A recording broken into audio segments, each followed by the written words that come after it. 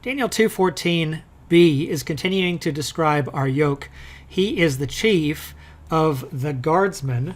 It's the guardsman because, of course, we have the determined state, and it's plural because of that yod. Here we have the D word. We're going to figure out what it's doing as we read up to the Atnach. And here we have the king. And what it looks like that D is doing is breaking up what otherwise would have been a three-member construct chain. And it cannot be a three-member because here we have a determined state word.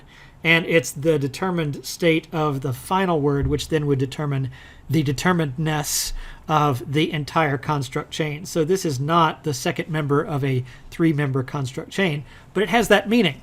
So Arioch is the chief of the guardsmen of the king. And next up we have another D, and it's going to end up being a relative, meaning something like who, because of course we're describing a person, Arioch. He went out.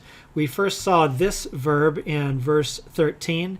It's like the biblical Hebrew verb yatzah. He went out, and that's the pa'al, perfect third masculine singular. And he went out, what? Well, here we have a lamed, and leading up to the zakef katon, he went out to kill. And because we see this doubled middle radical, we know that this is a pa'el infinitive right here.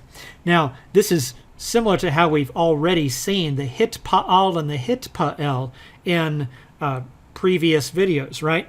And so what it looks like is that those reflexive stems were covering for passive voice. So here we have active voice. Arioch went out to kill. And here we have a lamed that is the function of the direct object marker. He is going out to kill the wise men of Babylon. So all together, this is continuing on from the previous 2:14a.